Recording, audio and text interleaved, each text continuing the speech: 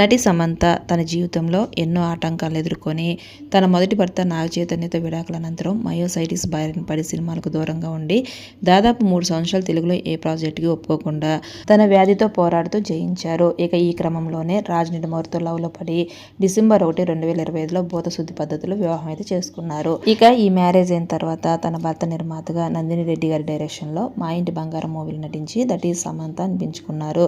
ఎటువంటి ఎక్స్పెక్టేషన్స్ లేకుండా lady oriented మూవీగా వచ్చిన ఈ మూవీ కేవలం 4 రోజుల్లోనే 50 కోట్ల కలెక్షన్స్ అయితే రాబట్టింది.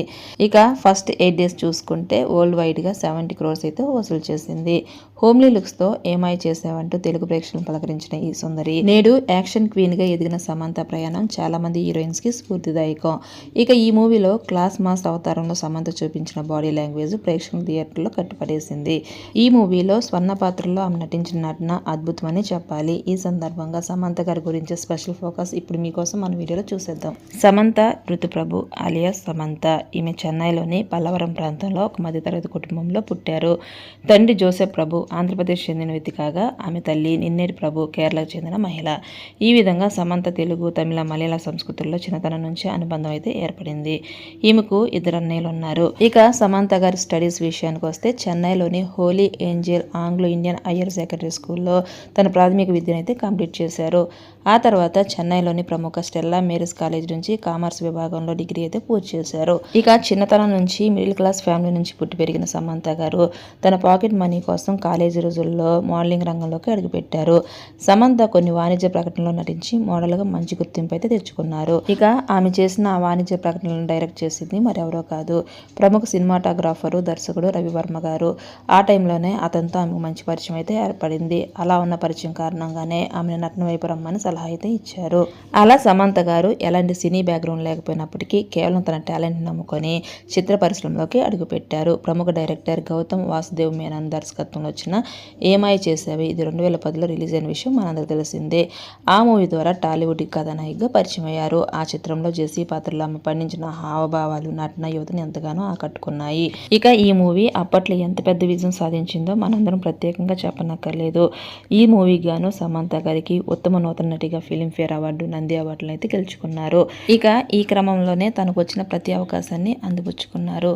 కేవలం గ్లామర్ పాత్రలకే కాకుండా ఈగా మూవీలో మైక్రో ఆర్టిస్ట్గా, రంగస్థలంలో రామలక్ష్మిగా, డీ గ్లామర్ పాత్రలో కూడా నటించి మెప్పించారు. అలాగే మహానటి మూవీలో మధురవాణిగా విలేకరి పాత్రలో వైవిధ్యాన్ని అయితే చాటుకున్నారు.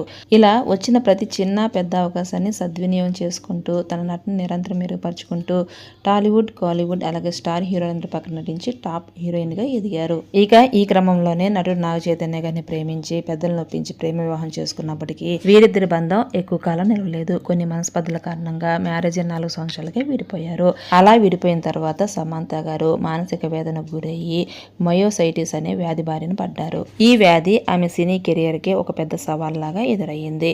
మయోసైటిస్ అనేది అరుదైన ఆటో ఇమ్యూన్ అంటే శరీర రోగనిరోధక శక్తి సొంత కండరాలపై దాడి చేసే వ్యాధి. ఈ బారిన పడిన తర్వాత ఆమెకు తీవ్రమైన కండరాల నొప్పులు, వాపులు, నీరసం, దీర్ఘకాలిక బాధను ఆమె అనుభవించాల్సి వచ్చింది. అనారోగ్యం కారణంగా సమంత గారు దాదాపు 2 సంవత్సరాల పాటు సినిమాలకు పూర్తిగా విరామం ప్రకటించారు. ఇక ఆ టైంలోనే ఆమె ఎన్నో కఠినమైన వైద్య చికిత్సలు అయితే చేయించుకున్నారు.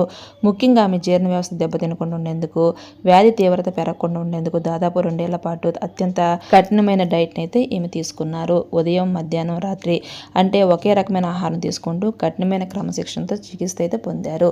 ఈ వ్యాధి వల్ల ఆమె విపరీతమైన బరువు తగ్గాల్సి వచ్చింది. అలా సమంత గారు తన జీవితంలో తీవ్రమైన కఠినమైన సవాళ్ళను ఎదుర్కోవాల్సి వచ్చింది. ఆ టైంలో నా అనేవాళ్ళు లేక ప్రేమించిన వ్యక్తి దూరమయ్యి ఆమె పడిన బాధ వర్ణాతీతమనే చెప్పుకోవాలి. నాగ చైతన్య గారు మాజీ భర్త అయినప్పటికీ ఆమెను పలకరించడానికి వారి ఫ్యామిలీ నుంచి ఎవరు కూడా సపోర్ట్ అయితే ఆమెకు చేయలేదు. అయినప్పటికీ సమంత కృంగిపోలేదు. తీవ్రమైన కఠోర దీక్ష చేసి ఆ వ్యాధి బారి నుంచి బయటపడ్డారు. ఇక ఆ టైంలోనే రాజ్ నిడమూరి గారు సమంత గారికి సపోర్ట్ గా ఉంటూ ఆమెకు చేదోడు వాదోడుగా ఉన్నారు. ఈ క్రమంలోనే వీరిద్దరి మధ్య ప్రేమ చేకరించి వారైతే పెద్దల సమక్షంలో మ్యారేజ్ అయితే చేసుకున్నారు. ఇక అలా మ్యారేజ్ అయిన తర్వాత ఆమె యొక్క ఆలోచన విధానాన్ని మార్చుకున్నారు. ఎంచుకున్నారు సమంత గారు. కేవలం స్టార్డమ్ వెనక పరుగులు పెట్టడం కంటే తన జీవితానికి ఒక స్పష్టమైన అర్థం ఇవ్వాలని ఆమె నిర్ణయించుకున్నారు. అలా ఆత్మవిశ్వాసంతో కొత్త అడుగులైతే వేశారు. అందులో భాగంగానే ట్రలాలా మూవీస్ పిక్చర్ అనే సొంత నిర్మాణ వ్యవస్థను స్థాపించి నిర్మాతగా మారారు. శుభ వంటి చిత్రాలతో నిర్మాతగా అడుగుపెట్టారు. వెండితెరకే కాకుండా ఓటీటీ ప్లాట్ఫామ్స్ కూడా పాన్ ఇండియా స్థాయిలో గుర్తింపు తెచ్చుకొని స్వయంగా సినిమాలను అయితే నిర్మిస్తున్నారు. ఇక అలా నిర్మాతగా మారిన సమంత గారు తన స్నేహితురాలు నందిని రెడ్డి డైరెక్షన్లో రాజ్ నిర్మల్ గారితో నటించిన ప్రతిష్టాత్మకమైన చిత్రం మా ఇంటి బంగారం. సుదీర్ఘ విరామం తర్వాత సమంత థియేటర్లో తిరిగి వచ్చిన చిత్రం ఇది. ఈ సినిమాలో సమంత స్వర్ణ అనే గృహిణి పాత్రలో కనిపిస్తూనే తన కుటుంబం కోసం పోరాడే యువతగా అద్భుతమైన నటనతో అలరించారు. ఇక చీరకట్లో ఆమె చేసిన ఫైట్స్ చూస్తే ప్రేక్షకులందరూ కూడా ముక్కు మీద వేలేసుకోక తప్పదు. మామూలుగా నటి సినీ పరిశ్రమలో అడుగుపెట్టి తన ప్రతిభ కష్టంతో స్టార్ హీరోలకు ఏమాత్రం తీసిపోయిన స్థాయిలో గుర్తింపు తెచ్చుకున్న సమంత గారు నిజంగా బంగారం అని నేనైతే అనుకుంటున్నాను. మరి మీరేమనుకుంటున్నారు? జీవితంలో సమంత గారు పెద్ద సవాళ్ళని ఎదుర్కొన్నారు.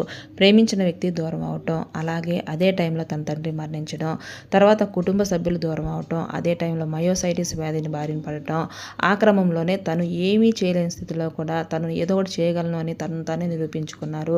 ఎంతో కఠోర దీక్ష చేసి ఆత్మవిశ్వాసంతో ఆ వ్యాధి బారి నుంచి బయటపడ్డారు. అలాగే రెండోసారి తను ప్రేమించిన వ్యక్తిని అంటే రాజ్ నిర్మల్ గారిని ప్రేమ వివాహం అయితే చేసుకున్నారు. ప్రస్తుతం ఆమె ప్రెగ్నెంట్. అయితే ఇప్పుడు ఆమె లైఫ్ చాలా హ్యాపీగా కొనసాగుతుందని రాజ్ నిర్మల్ పక్కన ఆమెను చూసిన ప్రతి ఒక్కరూ అనుకోక తప్పదు. ఇలా చెప్పుకుంటూ పోతే ప్రతి విషయంలోనూ సమంత గారు జీవితంలో వెనకబడిపోయిన అంటే ఆత్మవిశ్వాసం ఎవరైతే కోల్పోయారో వాళ్ళందరికీ స్ఫూర్తిదాయకమని నా అభిప్రాయం. సో సమంత జీవిత ప్రయాణంలో ఆమె జీవితంలోకి వచ్చిన నాగ చైతన్య, అలాగే రాజ్ నిర్మల్, ఇండైరెక్ట్గా వచ్చిన శోభిత, ఈ నలుగురిలో ఎవరిది తప్పు, ఎవరిని మోసం చేశారు, వీరందరి గురించి మీ అభిప్రాయం ఏంటో కామెంట్ రూపంలో తెలియచేయండి. సెల్ఫ్ కాన్ఫిడెన్స్తో నిర్మాతగా అడుగులు పెట్టిన సమంత గారి జీవితం ఇంకా రంగులమయం కావాలని, ఎన్నో అద్భుతాలు సృష్టించాలని, ఆమె జీవితం అంతా కూడా మంచిగా సాగాలని కోరుకుంటూ మన ఛానల్ తరపున మనస్ఫూర్తిగా కోరుకుందాం. సో ఇది ఫ్రెండ్స్ సంగతి. నేను ఇచ్చిన ఈ ఇన్ఫర్మేషన్ మీకు బాగా నచ్చిందని నేను భావిస్తున్నాను. ఈ వీడియో నచ్చితే లైక్ చేయండి, మీ ఫ్రెండ్స్కి షేర్ చేయండి. ఇలాంటి ఇంట్రెస్టింగ్ అప్డేట్స్ గురించి మన ఛానల్ అయితే వెంటనే సబ్స్క్రైబ్ అయితే చేసుకోండి. Thanks for watching.